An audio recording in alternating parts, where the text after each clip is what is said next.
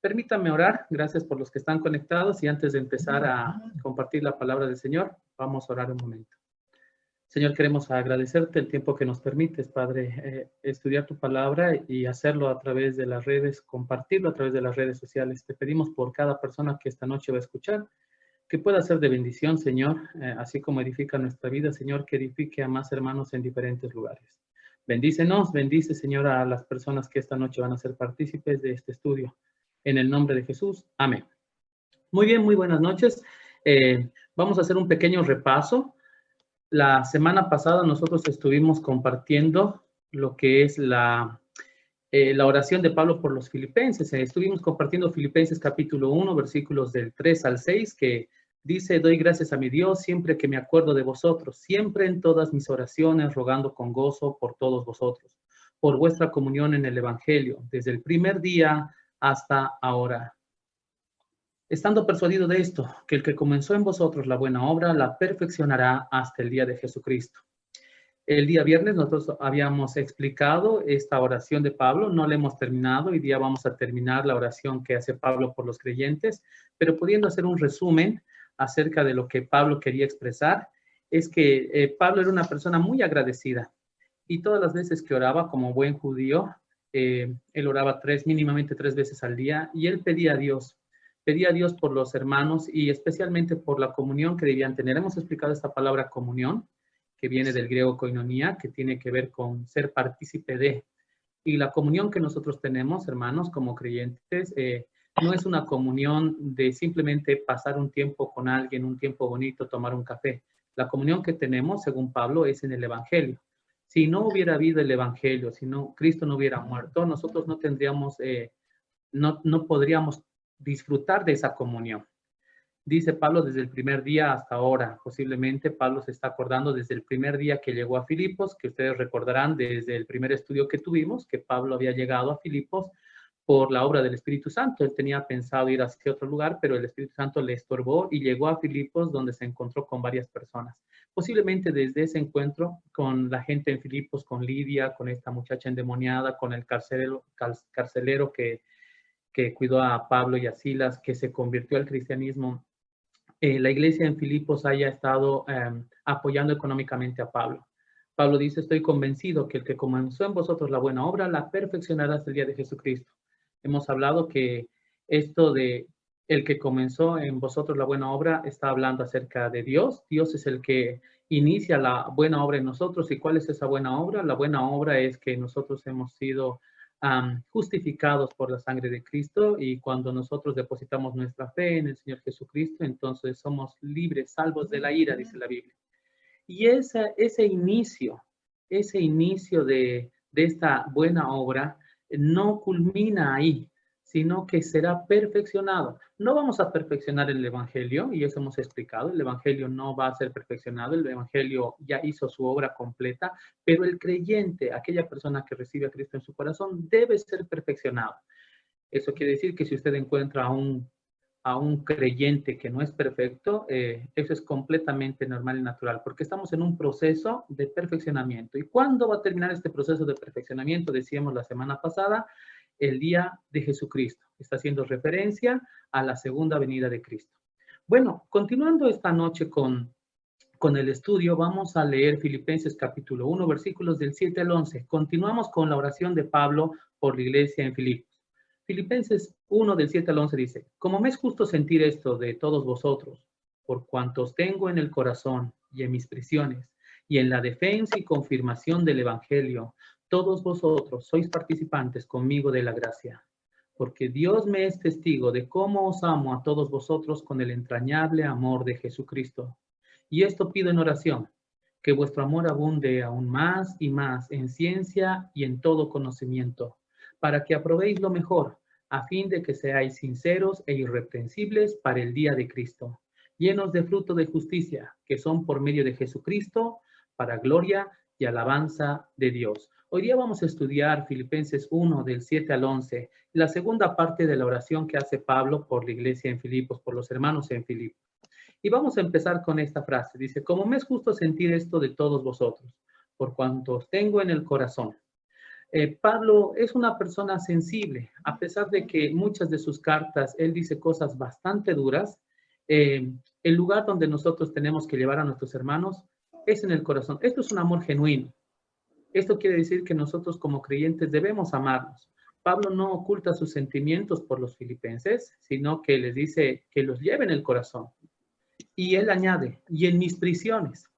Bueno, algo muy importante sería explicar cuántas veces estuvo Pablo encarcelado. Bueno, tenemos referencias en Hechos capítulo 20, estaba en Jerusalén, en la cárcel, en Cesarea, en Hechos 24, en Roma, en Hechos capítulo 28. Pero cuando habla Pablo acerca de que los hermanos le acompañan en su corazón y en sus prisiones, no solamente está hablando de que estuvo en algún momento encarcelado, muchas veces por años estuvo encarcelado Pablo, sino que vamos a revisar un pasaje en 2 Corintios 11 y 23, 2 Corintios capítulo 11, versículos 23 hasta el 33. Escuchen lo que dice. Son ministros de Cristo, como si estuviera loco hablo, dice Pablo. Yo más, en trabajos más abundante, en azotes sin número, en cárceles más, en peligros de muerte muchas veces. De los judíos, 5 veces he recibido 40 azotes menos uno. 3 veces he sido azotado con varas, 1 vez apedreado. 3 veces he padecido un naufragio, 1 noche y 1 día he estado como un náufrago en alta mar. En caminos muchas veces, en peligros de ríos, peligros de ladrones, peligros de mi nación, peligros de los gentiles, peligros en la ciudad, peligros en el desierto, peligros en el mar, peligros entre falsos hermanos, en trabajo y fatiga, en muchos desvelos, en hambre y sed, y en muchos ayunos, en frío y desnudez, y además de otras cosas, lo que sobre mí se agolpa cada día, la preocupación por todas las iglesias. ¿Quién enferma y yo no enfermo? ¿A quién se le hace tropezar y yo no me indigno?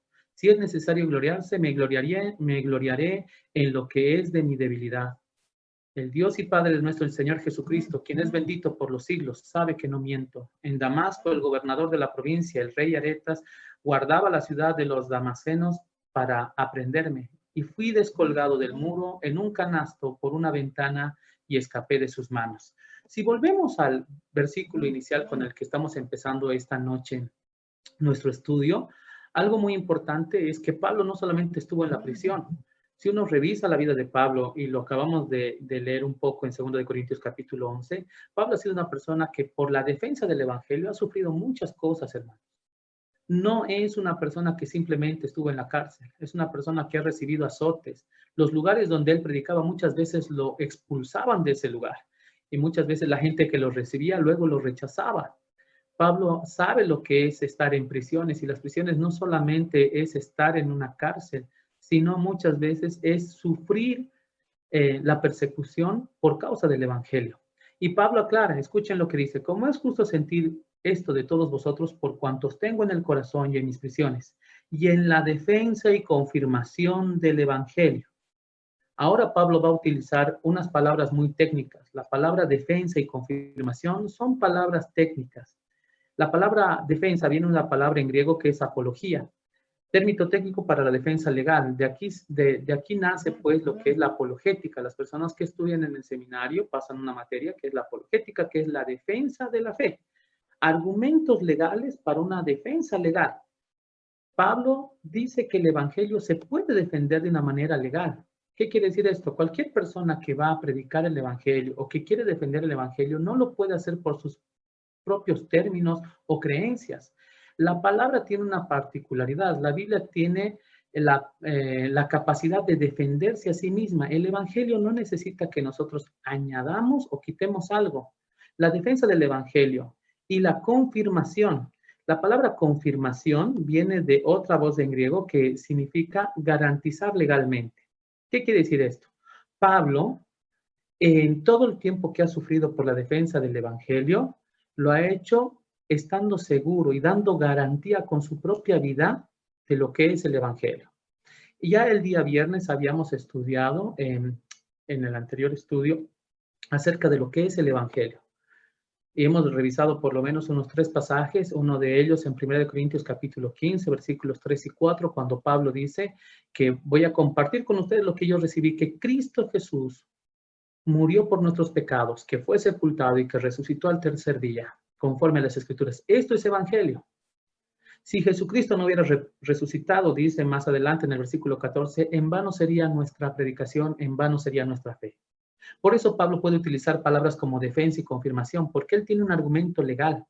Él sabe que Jesucristo resucitó. Él sabe que Jesucristo cambió su vida. En Hechos capítulo 9, él había tenido un encuentro personal con el Señor. Cualquier persona que ha recibido a Jesucristo como su Señor y su Salvador, empezará a vivir una vida de defensa y confirmación del Evangelio. Todos vosotros, dice Pablo, continuando con el pasaje, sois participantes conmigo de la gracia. La palabra participantes conmigo, esta frase, es la misma que hemos revisado en el anterior estudio. Se utiliza la frase koinonía. Sin y koinonía son las dos palabras, participantes conmigo. Quiere decir que pueden compartir conmigo. A pesar de que Pablo estaba en la cárcel o en algunos momentos predicando el Evangelio, la iglesia estaba con él. Ahora, quiero hacer una pausa acá y poder reflexionar un poquito respecto a lo que dice Pablo. Cuando una persona tiene a su pastor que está predicando, hermanos que están llevando la palabra como misioneros a diferentes lugares, ¿cómo puedo yo ser partícipe de ellos? ¿Cómo puedo tener comunión con ellos? Mire, los hermanos de Filipos, lo vamos a estudiar más adelante, sostenían económicamente a Pablo. Pero si usted no sostiene económicamente a un misionero o no da sus ofrendas en su iglesia, lo mínimo que podría hacer es orar por su pastor que está predicando, por el misionero que sostiene su iglesia. Eso es parte de la comunión. Recuerden que la comunión para el creyente es más que salir a comer algo después de una reunión. La comunión tiene que ver con orar, tiene que ver con estudiar la Biblia, tiene que ver con ofrendar. Entonces Pablo, cuando dice, ustedes participan conmigo de la gracia, es porque al lugar donde Pablo iba, no estaba yendo solo, la iglesia iba con él. Recuerde que la iglesia, y en este momento lo estamos verificando a través de esta cuarentena, no es un edificio, sea grande, pequeño, tenga muchas sillas o no. La iglesia somos todas las personas que hemos creído en Jesucristo en el lugar donde estemos. Ya lo había dicho Jesucristo en Mateo capítulo 11, versículo 28, donde hayan 2 o 3 reunidos en mi nombre, ahí estoy yo en medio de ellos. Eso es iglesia. Iglesia somos nosotros donde estemos. Pablo está en la cárcel y no por eso ha dejado de estar en la iglesia y la iglesia con él. Ustedes son partícipes conmigo de la gracia. Ustedes son partícipes conmigo de la defensa y la confirmación del Evangelio. Si bien un creyente no está predicando en las calles con un altavoz o no está yendo al campo misionero, puede ser partícipe de la defensa y la confirmación del Evangelio a través de las oraciones, a través de las ofrendas. Pablo dice, koinonía, están participando conmigo de lo que es el Evangelio. Continuemos con la oración de Pablo. Dice, porque Dios me es testigo de cómo os amo a todos vosotros con el entrañable amor de Jesucristo. Cuando Pablo dice, Dios me es testigo, Pablo está utilizando una frase muy técnica que lo ha utilizado en otros pasajes de la Escritura, como en Romanos 1:9, en 2 de Corintios 1:23, en 1 Tesalonicenses 2:5. Pablo está diciendo, si ustedes entendieran el amor que yo tengo por ustedes, ese amor que yo tengo tiene un testigo. Mire, una vez más la frase técnica. Hace rato revisamos 2 frases técnicas, que es defensa y confirmación. Pero ahora está utilizando otra frase técnica. La frase técnica es, Dios me es testigo. Dios es testigo de cómo yo los amo a ustedes. Él es mi garantía de que realmente yo los amo. Cuando una persona dice amar a sus hermanos en la fe, el que va a dar garantía de ese amor no es un abrazo, ni es un saludo, ni es un mensaje de WhatsApp. Es Dios mismo el que es testigo del amor que nosotros sentimos por los hermanos. ¿Qué tipo de amor tiene Pablo? Dice, porque Dios me es testigo de cómo os amo a vosotros. ¿Con qué tipo de amor ama Pablo? Con el entrañable amor de Jesucristo. Esta palabra entrañable tiene que ver con entrañas. Ahora, esto es lo interesante. En el Antiguo Testamento y muchas culturas en la antigüedad creían que las emociones estaban en las vísceras, o sea, en el interior. Es más, si ustedes revisan la Biblia en Éxodo capítulo 29, versículo 13, o Levítico capítulo 3, o Levítico capítulo 1, versículos del 1 al 9, cuando uno revisa cómo debían ser hechos los sacrificios de la expiación por nuestros pecados, una de las cosas interesantes es que no solamente era el cordero sacrificado, sino las entrañas del animal tenían que ser completamente quemadas. Para muchas culturas en la antigüedad, las emociones y todo el profundo sentimiento que alguien podía tener estaba en las entrañas. No era algo muy diferente para los judíos. Por ejemplo, para los judíos, en el corazón estaba el centro de todo. Por eso la Biblia marca en Proverbios 4:23, sobre toda cosa guardada, guarda tu corazón, porque de él mana la vida. Ahí está el centro de todo. No es entonces de extrañarse que Lucas 6:45 nos diga, de la abundancia del corazón, habla la boca. Porque en lo más profundo de nuestras entrañas está el centro de lo que nosotros sentimos, de lo que nosotros queremos. Entonces Pablo dice, Dios me es testigo de cómo los amo a ustedes. Y los amo con el entrañable amor de Jesucristo. El amor que una persona puede tener por los creyentes no es posible si Jesucristo no pusiera ese amor en nosotros. Expliqué en el estudio anterior que muchas veces vamos a encontrar en nuestras iglesias personas con las cuales no nos vamos a llevar muy bien. Son personas que por alguna razón tal vez no les caemos. Pero cuando nosotros nos encontramos en una situación de esta magnitud, ¿qué es lo que nosotros tenemos que apelar? A que Jesucristo es el que pone en nosotros amor por estas personas. Si usted no se lleva bien con alguien de su iglesia, su oración debía ser, Señor, pon amor en mí por este hermano o por esta hermana. Pablo tal vez no conocía a todas las personas que estaban en Filipos, a todos los de esta congregación, pero sí sabía una cosa, Pablo, que los amaba. Y ese amor tenía una raíz, un origen. Si Jesucristo no está en el centro de una persona, esa persona no va a poder amar de la manera en la que el Señor quiere que amemos a nuestros hermanos en la fe. Continuemos con la oración. Dice, y esto pido en oración. Ahora va a decir Pablo cuál es el centro de la oración que tiene por los hermanos de Filipo. Y esto pido en oración. ¿Qué es lo que está pidiendo Pablo? Que vuestro amor abunde aún más y más en ciencia y en todo conocimiento. ¿Por qué ¿por qué Pablo está tan preocupado de que el amor crezca? Pablo podía haber escrito una carta muy doctrinal. Nosotros podemos revisar otras cartas que Pablo escribió, como la carta a la iglesia en Corinto, la carta a los romanos, y vamos a entender de que Pablo es muy técnico y muy profundo en doctrina. Pero me llama la atención de que Pablo no ha descuidado cuál es el centro del cristianismo. Y el centro del cristianismo no está en memorizar versículos o conocer cosas técnicas de la palabra de Dios. El amor es el signo de un verdadero creyente. En Juan capítulo 13, versículo 35, Jesús dijo, en esto conocerán que son mis discípulos, si tenéis amor los unos por los otros. Entonces, si una persona quiere identificarse realmente como creyente, no basta ir a un campamento, no te soluciona la vida comprarte una taza con un versículo bíblico o una polera que te hayan regalado en tu iglesia. La verdadera evidencia de ser un creyente es el amor que tenemos por otros. Tal vez por eso Pablo dedicó un capítulo entero a hablar del amor. En 1 Corintios capítulo 13, que es un capítulo muy conocido, él habla de la preeminencia del amor. El amor es sufrido, el amor es benigno, y todo lo que nosotros hemos escuchado es lo que Pablo piensa acerca y está seguro de lo que es el amor. Ese amor es muy diferente al amor que nosotros podemos sentir por un amigo, por nuestros familiares. El amor de Dios no discrimina a ningún tipo de persona. Su amor está completamente garantizado. En 1 de Juan capítulo 4, versículos del 7 al 20, el apóstol Juan se encarga de explicar en qué consiste el amor.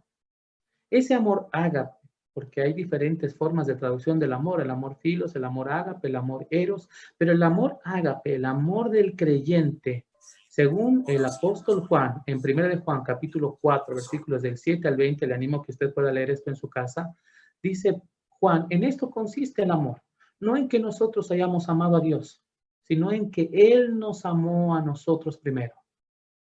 Ahí está el inicio de todo. Si el Señor nos amó a nosotros primero, entonces vamos a conocer verdaderamente lo que es el amor. Y más adelante, ya terminando este pasaje, en el versículo 20 de Primera de Juan, capítulo 4, Juan escribe y dice, si alguno dice, yo amo a Dios, pero aborrece a su hermano, es un mentiroso. ¿Cómo puede amar a alguien que no ha visto y aborrecer a alguien a quien sí ve? Por eso es que Pablo, igual como el apóstol Juan, entienden lo mismo. El cristianismo tiene su esencia en el amor. En 1 Corintios capítulo 13, versículo 13, Pablo termina este capítulo hermoso diciendo, ahora permanece en la fe, la esperanza y el amor. Estos tres, pero el mayor de ellos es el amor. El amor es la clave, el amor es el centro de la práctica cristiana y es el signo de un verdadero creyente. ¿Cómo puedo abundar más y más en amor? Esa es una muy buena pregunta. ¿Cómo yo puedo crecer en amor? ¿Cómo puedo saber que mi amor es realmente bíblico y no un amor pasajero, un amor de amistad, un amor de buena gente? ¿Cómo puedo saber yo que el amor que tengo por otras personas es el tipo de amor que Dios quiere que yo tenga por otras personas? Bueno, Pablo dice que vuestro amor abunde aún más y más en ciencia y en todo conocimiento.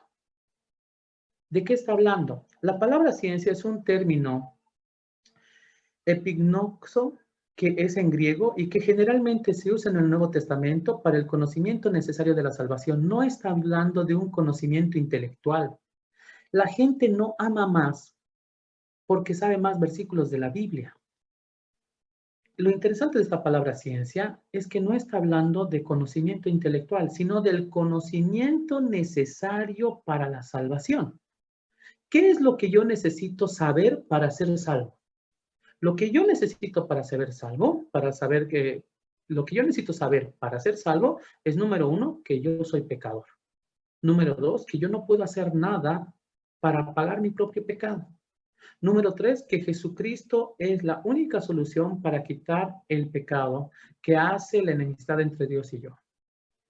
Que Él pagó todo en la cruz. Entonces, ese tipo de ciencia está hablando, ese tipo de conocimiento que es necesario para ser salvo, que Jesucristo murió en la cruz por mí. Eso es todo lo que un creyente necesita saber para iniciar su vida cristiana. En Juan capítulo 9, por ejemplo, tenemos la escena de un hombre que estaba ciego de nacimiento. Jesús se escupe en la tierra, hace lodo, le pone lodo en los ojos, le pide que vaya y se lave en el estanque de Siloé. El muchacho va, se lava, cuando vuelve, un montón de gente lo empieza a interrogar. Los principales de la sinagoga lo interrogan, la gente que lo conocía lo interroga y todo el mundo le preguntaba lo mismo. ¿Quién te devolvió la vista? El muchacho decía, no sé, es un hombre que escupió, se llama Jesús, me devolvió la vista. Le hacían tantas preguntas que el muchacho llega a un momento en Juan capítulo 9, versículo 25, a decir, bueno, yo no sé. Lo único que sé, ustedes dicen que este hombre es pecador, yo no sé eso, dice este muchacho. Lo único que sé, dice, es que antes yo estaba ciego y ahora puedo ver. Esa es la hermosa ilustración de un creyente y todo lo que necesita saber un creyente para ser salvo. Que antes de Jesucristo era una persona y después de Jesucristo era una persona completamente diferente. ¿Quién lo cambió? Jesucristo. Ese es el tipo de conocimiento, de ciencia del que está hablando Pablo. Que su amor abunde en ciencia y en todo conocimiento. Esa palabra conocimiento es un término aitesis, que era prácticamente orientado en enfatizar las elecciones que tiene una persona en su vida. O sea, ¿cómo vive? ¿Qué quiere decir esto? ¿Cómo vas a hacer que tu amor abunde más y más? Primero, si tienes el conocimiento básico de lo que era necesario para que tú seas salvo. Y número dos, una vez que recibiste a Jesucristo en tu corazón, lo que va a empezar a suceder es que ahora vas a tener que elegir cosas en tu vida. ¿Sí? Y esas elecciones marcarán un estilo de vida diferente. Una vez que una persona reconoce a Jesucristo como su Señor y su Salvador, lo que va a empezar, lo que tendría que pasar es que esta persona tiene que empezar a crecer. No puede ser que una persona reciba a Cristo. Yo he encontrado muchas personas estos años de ministerio que me han dicho, yo recibí al Señor cuando era niño, yo he recibido al Señor hace 1 año, 2, 3 años, pero no han crecido en el conocimiento de su Salvador. ¿Cómo sabemos que una persona está creciendo espiritualmente? Por la forma en la que vive. Eso es la palabra conocimiento, que en griego es aitesis, que quiere decir un estilo de vida, acciones, elecciones que uno hace. Le doy un ejemplo. Si una persona se convierte al cristianismo y esta persona antes de Jesucristo fumaba, porque recibió a Jesucristo, ¿los cigarrillos desaparecerán del mundo y de las tiendas? No. Será la elección de esta persona dejar de fumar. Ese tipo de elecciones son las que se inicia cuando uno entiende la profundidad del Evangelio y de cómo es que una persona puede llegar a ser salvo. Hay tres elementos que denotan madurez cristiana. El primer elemento es la doctrina correcta. ¿Qué quiere decir esto? Cuando una persona te conduce a los pies de Cristo, tiene que hacerlo de la manera bíblica. ¿Qué quiere decir esto? La doctrina correcta es cuando tú entiendes lo que Cristo ha hecho y cómo tú estás frente a lo que Cristo ha hecho. Porque si una persona recibe a Cristo por presión, por miedo, porque le han prometido que les va a sanar, porque les han prometido que va a haber dinero, riqueza, esos son, como habíamos hablado hace 2 estudios, evangelios diluidos, falsos evangelios. La gente no se va a salvar por una actividad milagrosa. ¿Qué quiero decir con esto? Hay gente que ha ido a campañas de milagros pensando que ha recibido a Jesucristo como su Señor y su Salvador, pero en la realidad lo único que le han vendido es un show mediático. Y de eso tenemos que tener mucho cuidado. ¿Cómo puedes darte cuenta que tú estás creciendo y madurando? Número uno, porque tienes una doctrina correcta. La doctrina correcta siempre tiene que estar basada en la palabra de Dios. La segunda evidencia de que estás creciendo es que tienes una relación personal con el Señor. Eso no te lo va a dar ni tu pastor, ni tu iglesia, ni tus amigos cristianos. Eso es personal. Que tú ores, que tú leas la Biblia, que tú hagas devocional, que tú cantes alabanzas, es algo, una práctica muy personal. Y el tercer elemento de la madurez espiritual es que hay un estilo de vida santo. Hemos explicado la palabra santo en otro estudio, que significa separado para. Entonces, si una persona se da cuenta de lo que el Señor ha hecho en la cruz del Calvario por cada uno de nosotros y acepta el sacrificio de Cristo Jesús y entrega su vida, entonces empezará a tener una relación personal con este Señor y su estilo de vida cambiará. Mucha gente se queda frustrada en el cristianismo porque piensa que el cristianismo tiene que ver con ir a una iglesia o dar una ofrenda o hacer caridad, cuando el cristianismo tiene su centro en el amor de Dios y en mi relación que yo tengo con ese Salvador. Pablo dice, esto pido en oración, que vuestro amor abunde más y más en ciencia y en todo conocimiento. ¿Para qué? ¿Para qué tenemos que crecer espiritualmente? ¿Para qué tengo que yo apartarme de algunas cosas una vez que me he vuelto creyente? Dice, para que aprobéis lo mejor, a fin de que seáis sinceros e irreprensibles para el día de Cristo. ¿Para qué una persona tiene que crecer espiritualmente? Para aprobar. El término aprobar tiene que ver con una palabra en griego que se utilizaba para probar la calidad de los metales, de las monedas. ¿Qué quiere decir esto? No se va a probar si tú eres salvo o no.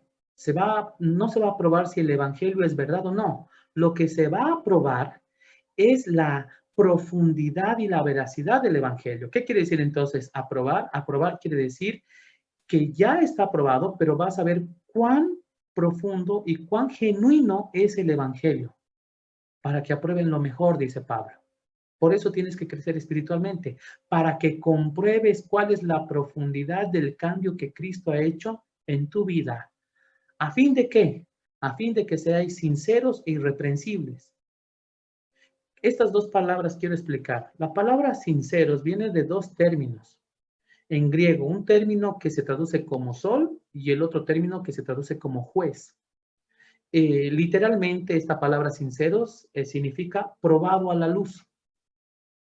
¿Por qué un creyente necesita ser sincero?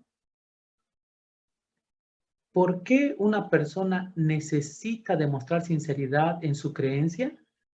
Porque la sinceridad para el creyente no es más que ser probado contra la luz. Le doy un ejemplo. Esta palabra sincero ya se utilizaba antiguamente.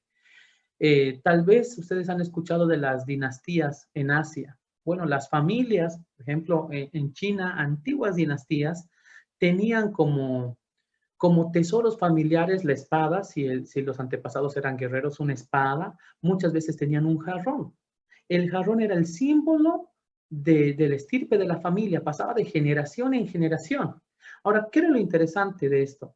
Que dice la historia que muchos de estos jarrones que pertenecían a dinastías muy renombradas de Asia eran falsificados. Uno podía encontrar estos jarrones a la venta en los mercados. Ahora, la calidad de los jarrones, y aquí viene la palabra sincera, la calidad de los jarrones tenía que ser vista a contraluz. ¿Por qué? Muchos jarrones, para que sean completamente perfectos y sea una pieza invaluable, tenían que ser hechos en una sola pieza. Muchas veces por el calor con el que se hacían los jarrones, el jarrón llegaba a romperse por el calor. Entonces, para no perder material, mucha gente agarraba los trozos de ese jarrón y les ponía cera por dentro. Y entonces por fuera el jarrón parecía intacto, lo pintaban, lo retocaban y todo eso. Entonces, para comprobar que el jarrón realmente es genuino, lo ponían contra luz para ver que no tenga nada de cera por dentro. Ahora revisen la palabra. Sin cera, sin grietas, sin rajaduras. Y de ahí viene esa palabra. Pablo dice que si una persona es creyente, tiene que empezar a crecer espiritualmente. ¿Para qué? Para que compruebe qué es lo mejor de la vida cristiana. Mientras crezca y viva como el Señor quiere que viva, empezará a ser sincero. No tendrá grietas, no tendrá rajaduras. Sinceros e irreprensibles, dice Pablo. La palabra irreprensibles literalmente significa sin ofensa o que no hace tropezar a otros. Ser irreprensible no tiene solamente que ver con que tú no hayas hecho nada malo, sino con que no hayas hecho algo que haya hecho que otra persona haga algo malo. Hay muchos creyentes que cuidan su vida espiritual. Sí, se cuidan, pero muchas veces la actitud que estos creyentes tienen hacen que otras personas caigan. Cuando ustedes revisan la parábola de la oveja perdida en Lucas capítulo 15, esta parábola también es contada por otro autor en Mateo capítulo 18. Mateo también relata esta parábola y nos dice que esta parábola de la oveja perdida nació a raíz de que los discípulos estaban peleando por quién iba a ser el mayor en el reino de los cielos. Y lo interesante de todo esto es que Jesús pone a un niño en medio y les empieza a explicar que debíamos cuidar a los más pequeños. Y empieza con la parábola de la oveja perdida y dice que un hombre tenía 100 ovejas y una de las ovejas se pierde. Dice, no deja las 99, va en búsqueda de la que se había perdido. El mensaje puede parecer de que Jesús vino a rescatar a los pecadores. El mensaje es correcto. Jesús vino a rescatar a los pecadores. Pero cuando Jesús contó esta parábola, realmente lo que estaba haciendo es llamarles la atención a los discípulos. ¿Por qué? Porque habían otra parte de la oveja que se perdió. Habían 99 ovejas. En realidad, esta parábola de la oveja perdida nació para que Jesús les llamara la atención y les dijera qué están haciendo las 99 para que esa oveja no se pierda. Ser irreprensible no quiere decir solamente que tú seas un buen creyente y que llegues puntual a tu iglesia. Quiere decir que no hagas cosas por las cuales otras personas caigan o tropiecen en su fe. Esta palabra irreprensible quiere decir sin culpa. En 2 Timoteo capítulo 2, versículo 15, que es un pasaje muy conocido, especialmente para aquellos que hemos sido ansistas, que es un club bíblico que discipula niños, el lema de esta organización en 2 Timoteo 2:15 dice, procura con diligencia presentarte a Dios aprobado. Es el mismo concepto que está utilizando Pablo aquí.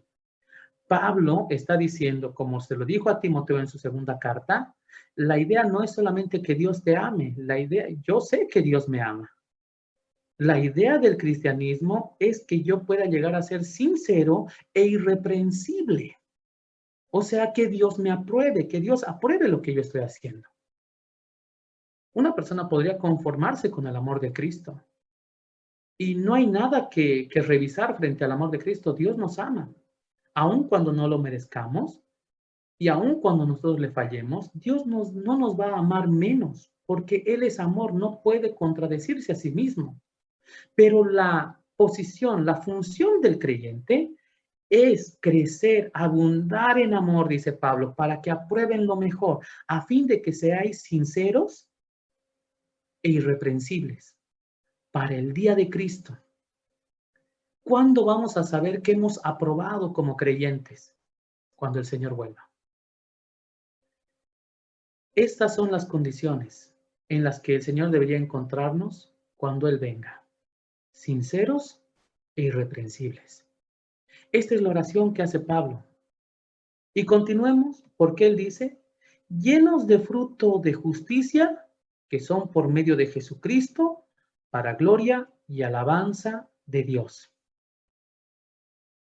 Cuando una persona empieza a crecer espiritualmente, busca para su vida personal ser sincero e irreprensible y abundar en amor, entonces Pablo utiliza la palabra llenos de fruto de justicia.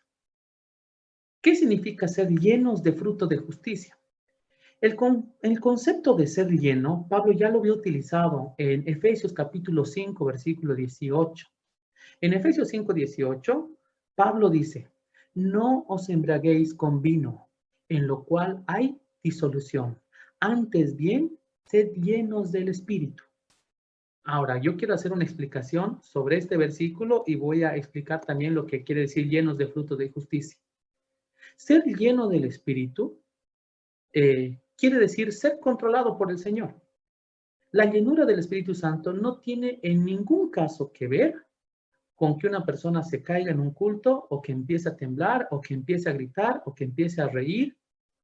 La llenura del Espíritu Santo no tiene que ver con que una persona empiece a decir cosas en la iglesia que nadie está interpretando, atribuyéndose a esto el don de lenguas. No, la llenura del Espíritu Santo, y Pablo lo explica en el mismo versículo en Efesios 5, 18, escuche lo que Pablo escribió, dice, no os embriaguéis con vino, en lo cual hay disolución. Entonces, lo contrapuesto a la llenura del Espíritu Santo es embriagarse con vino. Pero no está hablando de que tomar algo está mal o que tomas una copa de vino en Navidad o Año Nuevo con tu familia está mal. No, lo que está diciendo que está mal que se embriaguen. ¿Por qué está mal que se embriaguen? Porque cuando una persona se embriaga, se descontrola, hay disolución, dice Pablo. Entonces, si una persona no está siendo controlada por el Espíritu Santo, se va a dejar controlar por otras cosas. El concepto de ser lleno del Espíritu Santo está conectado con el control del Espíritu Santo en el creyente. O te dejas controlar por tus pasiones, te dejas controlar por los vicios, te dejas controlar por las amarguras y los rencores que tienes en el pasado, o te dejas controlar por el Espíritu Santo. Eso es llenura. Antes bien, dice Pablo, sed llenos del Espíritu. Ahora, cuando una persona es lleno del Espíritu, ¿qué es lo que va a pasar? Dará fruto. Por eso Pablo dice, llenos de frutos de justicia. Cuando nosotros hablamos de frutos, podemos hablar en plural o en singular. El pasaje más obvio que viene a nuestra mente es Gálatas capítulo 5, versículos 22 y 23, que dice, mas el fruto del Espíritu es amor, gozo, paz, paciencia, benignidad, bondad, fe, mansedumbre, templanza. ¿Qué quiere decir esto? Que una persona que tiene el Espíritu Santo en su vida no va a poder evitar empezar a generar el fruto del Espíritu. Este Espíritu Santo da un fruto y ese fruto, si alguien quiere entenderlo de esta manera, tiene 9 sabores. Amor, gozo, paz, paciencia, son frutos de justicia. Estos frutos de justicia, y el término justicia puede ser que nos desenfoque un poco, pero es un término técnico. ¿Se acuerdan que Pablo ya está utilizando esto? Defensa del Evangelio, confirmación del Evangelio, Dios es mi testigo. Ahora está utilizando un cuarto término técnico que se utiliza legalmente, que es frutos de justicia. ¿Qué es la justicia para el creyente? Bueno, lo justo para el no creyente es que la paga del pecado es muerte. Eso es lo justo. ¿Cuál es la justicia de Dios? Que la paga del pecado es muerte. ¿Dios hizo justicia? Claro que sí. Envió a su Hijo, cargó en su Hijo el pecado de todos nosotros e hizo justicia. Por eso, 2 Corintios 5:21 dice, al que no conoció pecado, por nosotros lo hizo pecado, para que nosotros fuésemos hechos justicia de Dios en él. Esta justicia no es posible si no es por medio de Jesucristo. Escuche lo que dice, llenos de fruto de justicia que son por medio de Jesucristo. ¿Qué quiere decir? Nadie puede dar un fruto como amor, gozo, paz, paciencia, a no ser de que tenga Jesucristo en su vida. Eso es lo que quiere decir. Entonces, una persona me preguntaría, ¿quiere decir que yo no puedo sentir amor, gozo, paz, paciencia si no tengo a Cristo? Puedes sentir amor por tus hijos, puedes sentir amor por tu pareja, pero solamente el creyente puede tener el tipo de amor que el Espíritu Santo produce. Porque ese tipo de amor, según Pablo, se genera por medio de Jesucristo.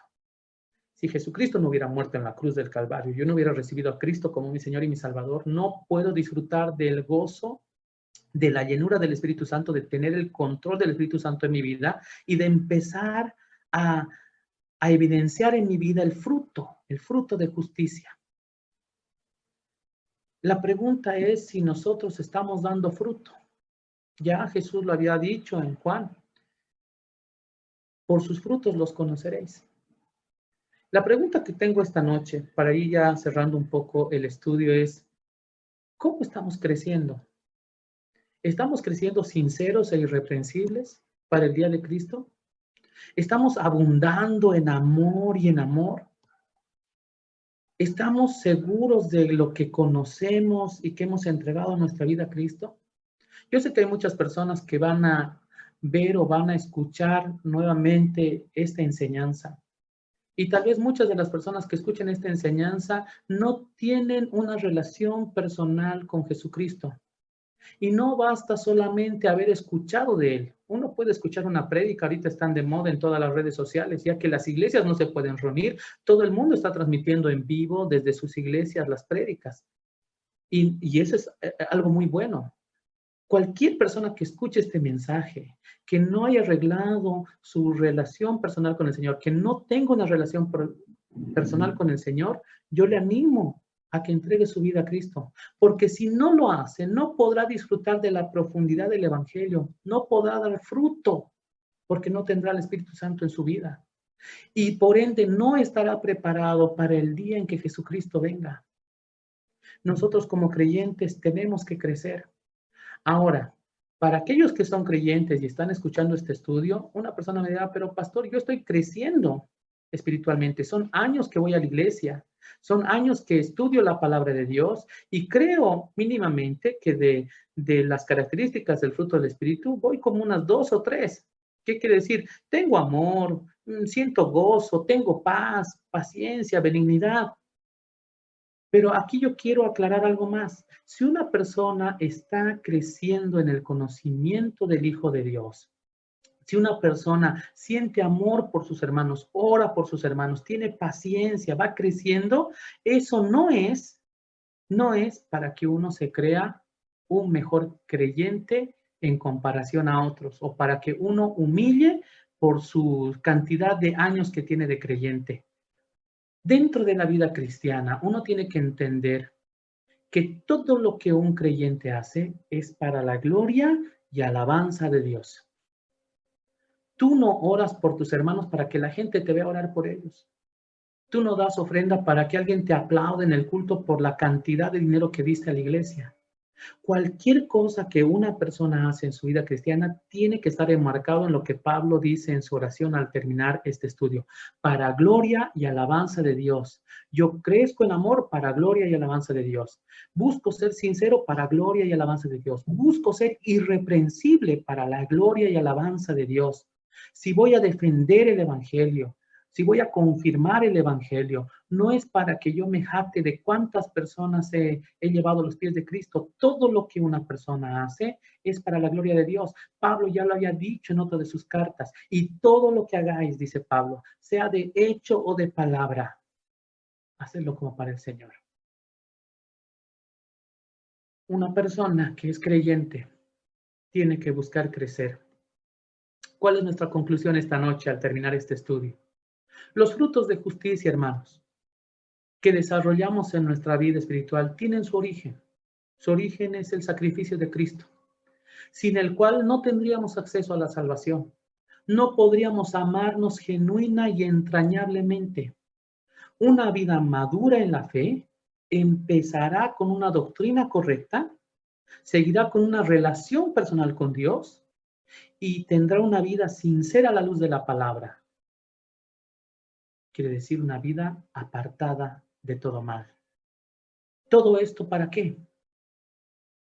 Para poder darle la gloria y la honra al único que merece la alabanza, al único que merece la honra. Ese es Jesucristo. Entonces, esta noche quiero animarles.